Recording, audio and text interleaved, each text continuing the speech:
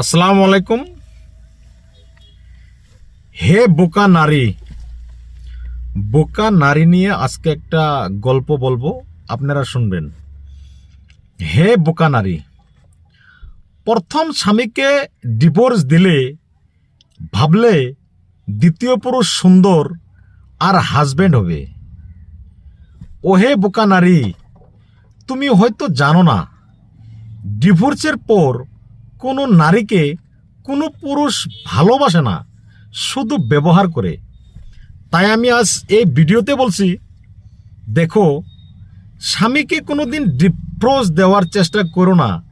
যদি প্রথম স্বামীকে ডিভোর্স দিলেন, তাহলে ওই দিন থেকে মহান আল্লাহ পাক তোমার কপালে এরকম দুর্দশা লিখবে,